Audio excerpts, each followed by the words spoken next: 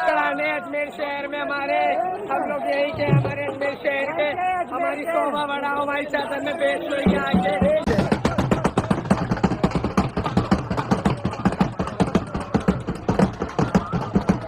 बड़ा मजा आ रहा है। मैं सबके लिए दुआ करूंगी, सबके खुशियाँ नए साल में नए खुशियाँ सबको आमीन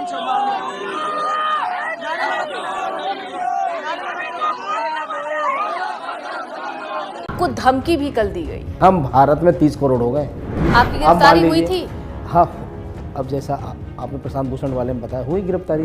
दोस्तों अब रोएगा विष्णु गुप्ता अपना सर पकड़कर। विष्णु गुप्ता का उतार दिया भूत दरगाह पर। विष्णु गुप्ता की जान आफत में पड़ गई। दोस्तों आज मैं इस वीडियो के अंदर बात करूंगा अजमेर शरीफ दरगाह को लेकर और विष्णु गुप्ता पर जो आफत आई है उसके बारे में पूरी डिटेल के साथ आपको बताऊंगा। जी हाँ दोस्तों, विष्णु गुप्ता को अब जेल जाने की तैयारी करनी होगी। दोस्तों आपकी जानकारी के लिए बता दूं, ये वही विष्णु गुप्ता है जिसने अजमेर शरीफ दरगाह पर केस डाला है कोर्ट के अंदर। दोस्तों इस विष्णु गुप्ता का ये कहना है अजमेर शरीफ दरगाह नहीं है, वो शिव जी का मंदिर है। दरगाह के नीचे शिवलिंग दबा हुआ है, इसलिए अजमेर दरगाह की खुदाई हो और वहां पर शिव जी का मंदिर बनाया जाए। लेकिन दोस्तों ये जो विष्णु गुप्ता है ये एक बहुत बड़ा झूठा आदमी है। इसने कई तरह के झूठ बोले हैं कोर्ट के अंदर ताकि अजमेर दरगाह की खुदाई हो जाए। दोस्तों अब मैं आपको अजमेर दरगाह केस के बारे में ये वीडियो दिखाने जा रहा हूं, मगर दोस्तों ये वीडियो दिखाने से पहले मेरी आपसे गुजारिश है आज का मेरा ये वीडियो पूरा एंड तक जरूर देखना और अगर आप मेरे चैनल पर नए आए हो चैनल को जरूर सब्सक्राइब करना, साथ में इस वीडियो को ज्यादा से ज्यादा लोगों में शेयर जरूर करना। चलिए दोस्तों पहले आप ये वीडियो देखिए फिर आकर मैं आपसे बात करता हूँ। तो ना तो कोर्ट की बात मान रहे हैं और दूसरी तरफ हमें धमका रहे हैं और वहाँ का एक बयानबाजी कर रहे हैं। वहीं अजमेर दरगाह से जुड़े हुए कुछ लोग हैं, बयानबाजी कर रहे हैं कि हम भारत में 30 करोड़ हो गए। 30 करोड़ ये क्या मतलब कह रहे हैं? यदि हम बोले हम 100 करोड़ है तो हम बोले 30 करोड़ हो, आप कितने भी करोड़ हो, ठीक है, रहो शांति से रहो। पहले तुम्हारे पूर्वजों ने जो गलती की, जो नुकसान हमें पहुंचाया, हमारे साथ जो जो हुआ, हम मानते हैं कि आप लोगों ने बड़ा जुल्म किया, लेकिन आप लोगों को भी तो अपनी गलती का एहसास करो। गलती का एहसास करने की बजाय उसको सही ठहरा रहे हैं और धमकी दे रहे हैं कि कोर्ट भी जाओगे तो कानून व्यवस्था खराब हो जाएगी, सरकारें गिरा देंगे। आपको न्याय मांगने का भी अधिकार नहीं है। मैं तो कोर्ट ही तो गया हूँ, मैंने कुछ ना तो ख्वाजा साहब के बारे में कुछ गलत किया। जो जिन लोगों की आस्था ख्वाजा साहब में है वो रखें, खूब जाएं। जब माननीय अदालत का फैसला आएगा कि वहाँ से वो जो विवादित स्थल विवादित चीज़ें हैं, जो मजार है वो हटाई जाए, भगवान शिव का मंदिर है तो हटाई जाएगी, उसमें कोई दिक्कत नहीं। हम तो कोर्ट का आदेश है, हम तो कोर्ट को ही मानते हैं। सर्वे होगा, सारी तस्वीर साफ आ जाएगी कि मैं ये विष्णु गुप्ता जिस बात को लेकर गए, हरबिला शारदा की जो बुक है उन्होंने 1910 में लिखी, हरबिला शारदा भी ठीक थे। उससे बाद जो लोग अजमेर के निवासी हैं वो जो बोल रहे हैं कि वहाँ भगवान शिव का मंदिर हुआ करता था, हम छोटे बगैर अपने पिताजी के साथ हमने वहाँ भगवान की पूजा की है, वो भी सच करार जाएंगे। तो मैं यही कहना चाहता हूँ, सच्चाई छुप नहीं सकती नहीं। राम जन्मभूमि विवाद में भी आप आंदोलनरत रहे हैं, आप भी उन लोगों में से रहे जिन्होंने ये आवाज बुलंद की थी। क्या कैसा लगा आपको कि जब आपके पक्ष में फैसला, हिंदुओं के पक्ष में फैसला आया और जब वहाँ राम जी विराजमान हो गए तब कैसा लगा आपको उस वक्त? राम जी विराजमान हुए, बहुत खुशी का मौका है। बस ऐसा ही था जैसे काफ़ी लंबे समय के बाद जब भगवान राम वनवास से वापस आए थे, तो वही है 400 साल के बाद जब भगवान दोबारा अपने घर में स्थापित हो रहे हैं तो खुशी का मौका है। तो इस बार उसके बाद जो दिवाली थी वो भी भव्य मनाई गई। जब आंदोलन का कोई एक ऐसा दृश्य जो आज तक आपको याद हो, जिसमें आपने बहुत कुछ ऐसा देखा हो जो भूल नहीं पाते हो? बहुत कुछ ऐसा क्या मैं बताऊं, मैं तो जब आंदोलन चल रहा था मैं तो छोटा था, 91-92 की बात है, तो मैं उस समय 12-13 साल का रहा हूँ, 10-12 साल। तो कुछ बातें तो ध्यान रहती हैं, आदमी रहता है। तो जब आपने देखो राम मंदिर आंदोलन पूरे भारत में था, छोटे छोटे मोहल्ले में, गाँव में भी राम मंदिर आंदोलन चलते थे। और जो लाल ईंट होती है ना, लाल भट्टे की ईंट होती है, उससे दीवारों पर लिखा रहता था बच्चा बच्चा राम का जन्मभूमि के काम पर, राम लला हम आएंगे, मंदिर वहीं बनाएंगे। तो उसमें आंदोलन होते थे। आंदोलन कैसे होते थे? एक जगह से दूसरी जगह तक लोग मोर्चे निकाल के जाते थे ताकि आवाज़ बुलंद हो अपनी। तो एक जगह से दूसरी जगह तक लोग जाते थे। उस तो उस आंदोलन में मैं शामिल हुआ। ये आप गर्व की बात है। उस आंदोलन में मैं शामिल था और तो मैंने देखा वहाँ पे कैसे कैसे रहे। फिर सामने वहाँ पुलिस प्रोटेक्शन था, उन्होंने लाठीचार्ज की, फिर हम सब लोग भागे। तो हमें अपने देश में ही भगवान को अपने घर में स्थापित कराने के लिए बड़ा संघर्ष करना पड़ा और वैसा ही संघर्ष अभी भी जारी है। उन्होंने तो संघर्ष आए, मंदिरों को तोड़ दिया, बस अपनी स्थापित कर दी। आपने पहले बात कही कि आस्था तो वही है, धर्म में क्या बांटते हैं, तो हमारे लोगों ने तो आज तक कुछ किया ही नहीं ना। हम तो उसमें दोबारा तोड़ने की बात भी नहीं कर, हम तो कानून के रास्ते जा रहे हैं। तो यदि उनको सारे धर्म एक बराबर लगते, मानवता में भरोसा करते हो, तो उन्हें भगवान शिव का मंदिर, भगवान विष्णु का मंदिर बिल्कुल तेज संविधान से चलेगा। जो कोर्ट ने आदेश किया उसका पालन सबको करना चाहिए, हम भी करेंगे और उनको भी करना चाहिए। बिल्कुल, आप कानून और कोर्ट की बात बार बार कह रहे हैं, कुछ मेरे पास फैक्ट्स हैं, आप उन फैक्ट्स को ठीक करिएगा अगर मैं गलत बोल रही हूं तो, और उसका कुछ जवाब भी मैं चाहूंगी आपसे।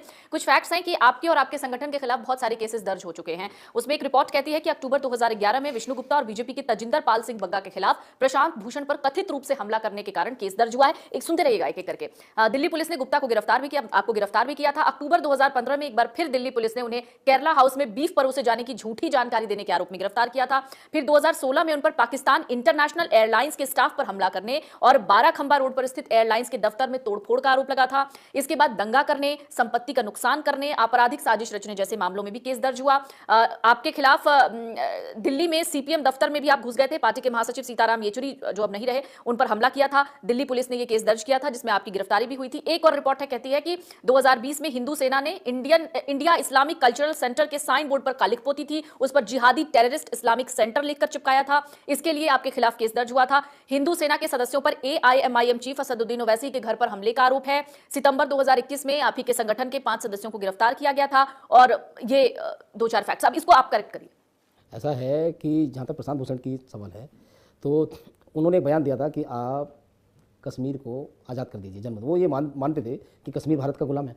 तो हम तेंदर बग्गा 2-3 और हमने उनसे ही अपॉइंटमेंट लिया बग्गा बता रहा था। तो हम लोग गए, बात की।